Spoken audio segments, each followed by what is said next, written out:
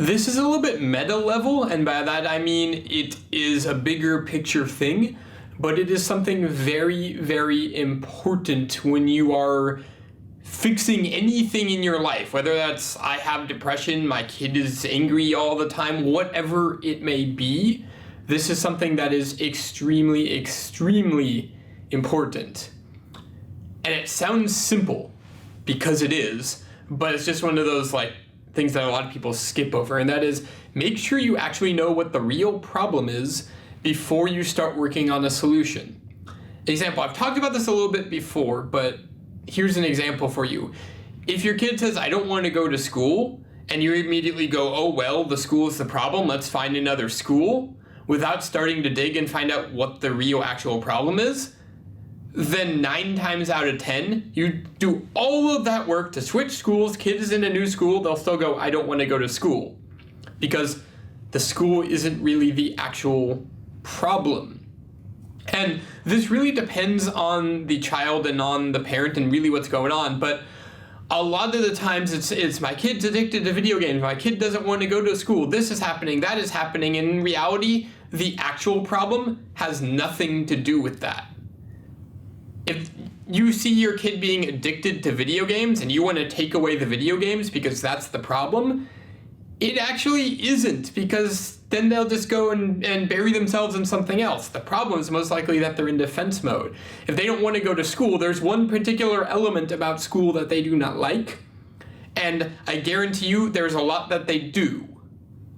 Well, I was talking with our community manager here at Asperger Experts, Laura, a few days ago, and her daughter is struggling in school, so much so that there's a few weeks left. I think there's 5 weeks left now, but she's saying, I don't know, should I pull her out of school? Should I homeschool her? Should I unschool her? Should I do something? Because she's just miserable.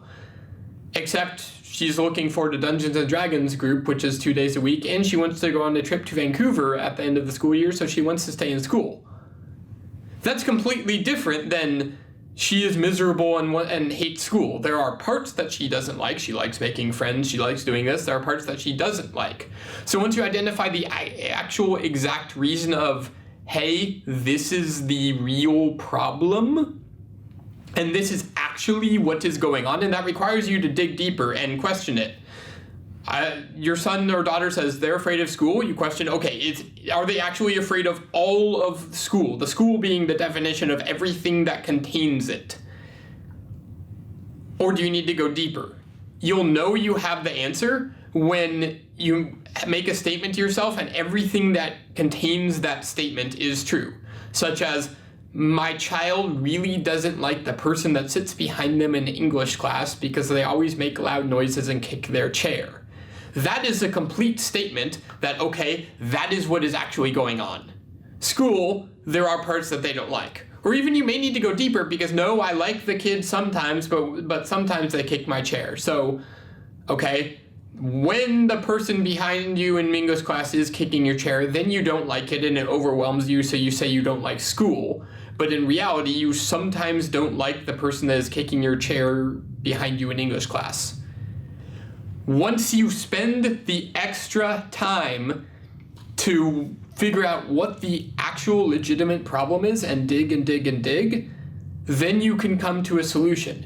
Because it's a lot different to say, okay, let's put you in a different school and figure that out, to, well, maybe you should, move to a different seat in English class so that kid isn't kicking you anymore. Because A, that's a lot easier of a solution, and B, it would suck to go through all the effort of changing schools to realize that wasn't actually the problem. So I encourage you, take a minute before you jump into, okay, let me fix, let me solve, I'm gonna jump into action here. Take a few minutes to go, is this the actual problem? So many times in my life, too many to count, I've tried to solve a problem that wasn't actually the problem, and I ended up just making it worse because I ended up creating a problem where there wasn't one in the first place.